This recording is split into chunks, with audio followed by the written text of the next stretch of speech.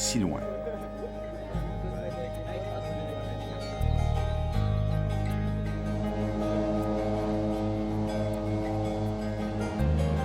Moi, je pense que la nature change les attitudes.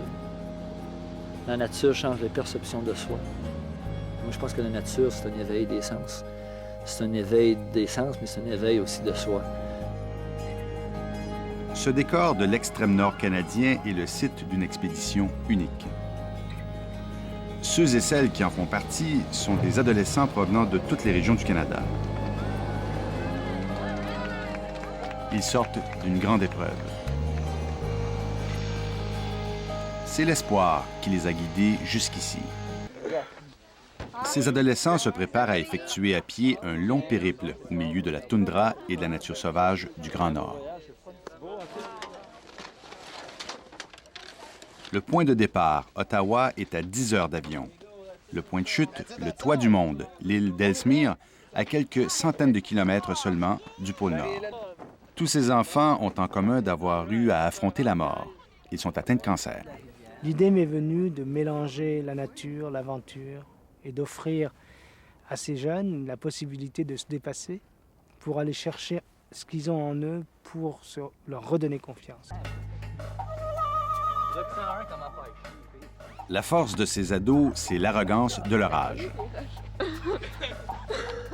On n'a peur de rien quand on a 14, 15 ou 16 ans. Une fois les tentes installées, la maladie s'endort, la vie s'éveille. L'homme qui a dirigé ses enfants jusqu'ici est habitué de vivre sur la corde raide. Il est le médecin de plusieurs de ses enfants. Il travaille comme oncologue à l'hôpital pour enfants malades de Toronto. L'aventure est quelque chose qui peut apporter à ces enfants, pendant leur traitement, un bénéfice. Vous avez des enfants qui sont maintenant en rémission, qui vont bien. Pourquoi aller les amener si loin pour les exposer à un problème? Mais moi je dis, c'est justement pour démontrer qu'on peut être réhabilité dans la vie beaucoup plus rapidement. Et s'ils sont capables de faire ça, ça va changer l'image de la maladie. Les gens n'auront plus la même perception de ce cancer. Et ils ne seront plus marginalisés par ce mot-là. On a vu de nombreux enfants, adolescents, malades, changer d'aspect physique, être rejetés par leurs anciens amis. Ne plus avoir d'amis parce qu'ils ont le cancer. Eh bien, en montrant que ces enfants atteints de cancer peuvent faire des choses que font de grands explorateurs, ça réhabilite grandement la personne, la maladie, et ça change l'image de la maladie. C'est pour ça que je fais ça.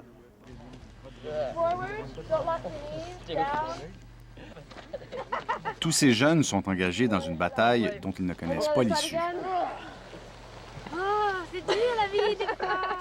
Pourtant, ils ont tous accepté de relever le défi d'Ellesmere et de sa nature hostile, un défi que la plupart d'entre nous refuseraient. Ces enfants ne se connaissent pas. Ils sont réunis pour la première fois. Ils ont cependant beaucoup à partager. Chacun a connu les pires épreuves. Ils sont des survivants. C'est dur, mais moi, je suis vraiment venue ici pour prouver aux autres qu'on était capable de se surpasser malgré ça, puis qu'on était quand même aussi fort malgré ça, puis qu'on allait être capable de continuer notre vie pareil. It's going to be a great trip because we got a lot of crazy people. It's huge, larger than life. We're gonna do it. It's gonna be really neat. Après une première nuit où personne n'a beaucoup dormi, les jeunes s'activent. C'est ton frère, là? Puis, c'est le grand départ pour une longue marche de 40 km où les enfants vont devoir se mesurer à la nature hostile de l'Arctique, où la température peut chuter brutalement de 20 à 0 degrés en une heure seulement, même en été. Celui qui dirige le groupe se nomme Mario Bilodeau. Il a déjà participé à 2 expéditions sur le mont Everest. Il connaît bien la bataille de ses enfants. Cette expédition a nécessité 2 années de préparation. Rien n'a été laissé au hasard. Médecins, chirurgiens, infirmières et une équipe de guides professionnels encadrent les enfants en cas d'urgence. La première journée de marche est beaucoup plus difficile que prévu. Chaque enfant doit transporter un sac à dos qui pèse environ 12 kilos. Les bottes neuves qu'ils chaussent provoquent l'apparition d'ampoules. Plusieurs ressentent encore les effets des récents traitements de chimiothérapie ou de radiothérapie.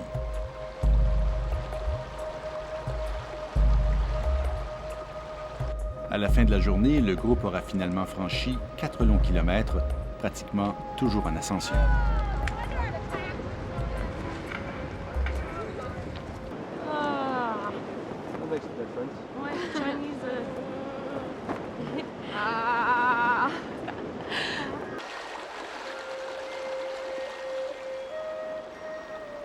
Le campement est érigé dans une vallée sur le bord d'une rivière alimentée par la fonte des glaciers. On se prépare à une deuxième nuit sous le soleil de minuit, mais déjà le moral est au plus bas. Josiane, ça fait un mois qu'elle a fini sa chimio, fait que c'est physique. Elle se rend compte qu'elle n'est pas en forme. Puis ça, c'est dur pour elle de réaliser ça. Puis Peter, lui, il a le rhume, fait qu'il a de la misère à respirer un peu. Fait que c'est pas aller trop vite. Il faut pas qu'on aille trop vite. Et toi, Bastien, lui, c'est plus émotif. Là. Il nous a dit qu'il avait peur de déprimer. Fait que il faut le supporter parce que s'il est fatigué comme ça, il risque de déprimer puis tout ça. Fait qu'on faut juste être attentif à lui. La marche reprend.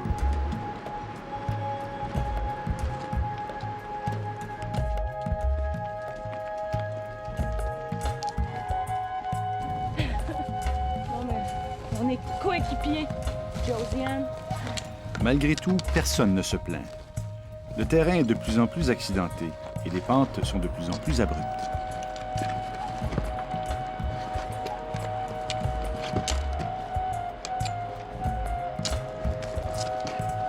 Marie-Hélène ressent beaucoup de fatigue, comme plusieurs autres dans le groupe.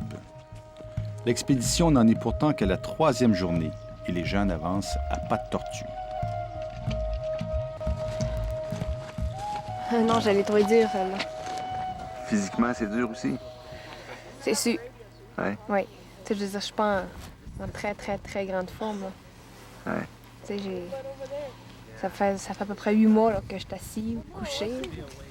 À la difficulté de l'expédition s'ajoute pour ces ados celle d'être loin de leur petit confort. Je crois que ce voyage-là, il met les jeunes avec une force de vie. Tu sais, aujourd'hui, on a monté cette montagne-là.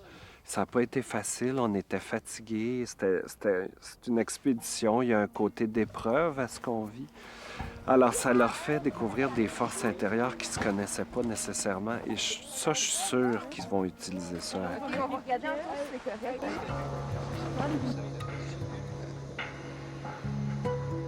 Chaque seconde devrait être unique, car nul ne sait celle qui te sera fatidique.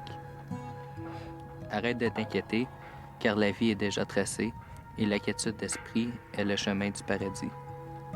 Si tu tombes dans le trou de la vie, une pensée te suffit.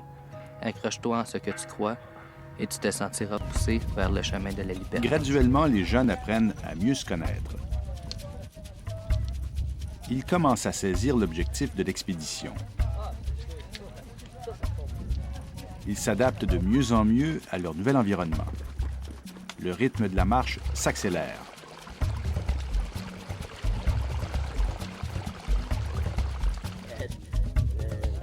Le moral est bon. L'atmosphère se détend.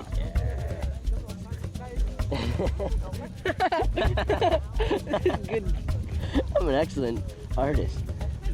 As of yet, we have not seen an animal, only their droppings. Dans les moments de repos, nos ados s'amusent. Ils parlent de tout et de rien, de musique, de leur école, mais surtout de leur famille si précieuse. Tu le vois plus? Non, mais il y en a 2. Ici, c'est les racines de la vie, là. 3, 4, 5. Il y a les crocos, il y a les orang-outans, les reptiles et les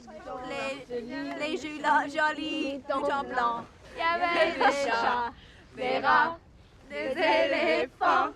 Il ne manquait personne, pas même les 2 lions et la jolie licorne. Les jeunes escaladeront une montagne. le mont McGill, haut de 3000 mètres, mais les conditions climatiques se dégradent. Tout à coup, le vent se lève. Le mercure chute à près de 0 degré. Comme si Dame Nature avait à nouveau décidé de mettre à l'épreuve la résistance de ses enfants. Soudain, la nervosité gagne l'équipe médicale. Certains des enfants sont enrhumés. Je veux toujours que ça soit parfait. Et ça ne peut pas être parfait. Car si c'était parfait, on serait au Club Méditerranée. On est dans une situation d'expédition. On crée l'aventure, on crée le défi. Donc s'il y a un défi, il y a la difficulté. Et s'il y a la difficulté, ça génère du stress. Et j'ai eu une inquiétude quand je voyais que 4 ou 5 enfants toussaient, je les entendais tousser la nuit. Je me demandais, mais qu'est-ce qui peut se passer si cette toux qui est banale devient plus compliquée? Comment est-ce qu'on va faire pour en ramener un, laisser les autres ici? Donc ça, c'était mon inquiétude, mais elle est légitime. Il aurait été irresponsable de ne pas être inquiet. When the night has come and the land is dark and the moon is the only light we'll see. I won't cry, I won't cry. Les gens qui participent sont tous unanimes pour dire qu'il y a un bénéfice évident pour les enfants et pour les soignants. On l'a vécu, on l'a vu, des enfants qui, entre le jour 1 et le jour 7, s'ouvrent complètement physiquement. Leur regard change, leur sourire change. Parce qu'on leur donne l'opportunité de sortir comme un papillon qui sort de son coco.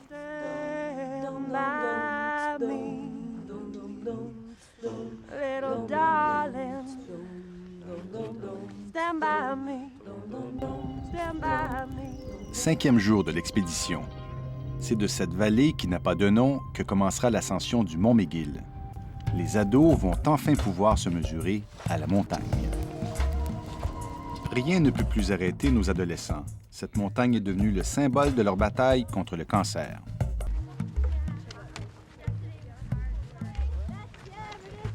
That you ever did see. And the wing was on the bird, and the bird was in the egg, and the egg was on the nest, and the nest was on the twig, and the twig was in the branch, and the branch was on the tree, and the tree was in the hole, and the hole was in the grass. The green grass grew all around, and the green grass grew all La around. nature du Grand Nord inspire beaucoup d'humilité.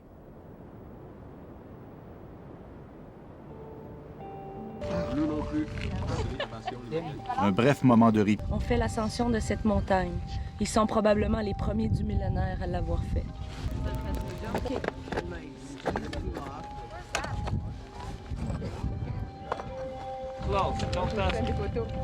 Le groupe est redescendu plus uni que jamais.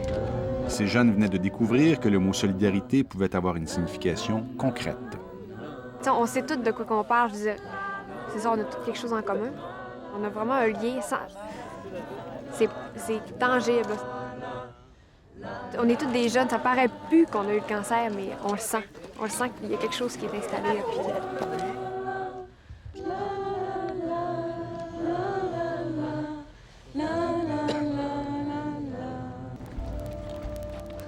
Les participants à l'expédition ont pris 3 jours pour revenir au camp de base du parc national d'Ellesmere. Plus rien n'était pareil. Ils marchaient tout à coup le cœur léger. Leur estime de soi venait de faire un pas de géant. Lorsque tu prends donc l'éveil des sens, l'éveil à soi-même, avec l'éveil ou la prise de conscience de ton importance dans un groupe, au travers des personnes, tu mets les deux ensemble, finalement, tu te rends compte que tu es une personne vraiment importante, une personne unique. D'adversaire qu'elle était au début, la nature est devenue la compagne des adolescents atteints de cancer. Wow! Woo! Yeah! Sur la pointe des pieds! Yeah! Il y a un grand lien pour vous autres! Yeah!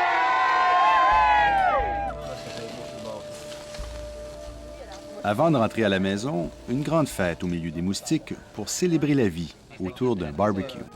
Puis une dernière rencontre sous le soleil de minuit. C'est un rite de passage qu'on fait ensemble en ce moment. C'est un rite de célébration La célébration du solstice d'été, c'est la journée permanente, puis c'est un moment privilégié dans l'année pour se brancher à la nature. L'expérience de votre maladie est un rite de passage. Alors, l'échange qu'on fait, c'est une façon d'identifier la force que vous avez reçue pendant ce voyage-là pour revenir à la vie après le voyage, après l'expédition, mais aussi après l'expérience de la maladie du cancer. Pour cette célébration, chaque enfant devait choisir un mot décrivant l'expérience qu'il venait de vivre. Moi, mon mot, c'est intensité. Parce que je pense que tout ce qu'on a fait, ben, c'était intense à partir d'Ottawa. Premièrement, se rencontrer, je pense, ça a été là, intense parce que c'était comme...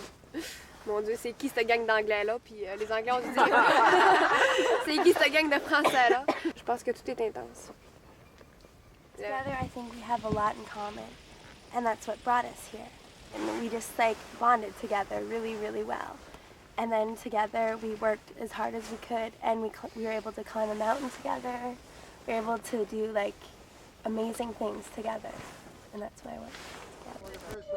Je pense que d'être avec vous, ça a enrichi ma vie, puis ça a illuminé mon âme. Thanks a lot. Merci, everyone.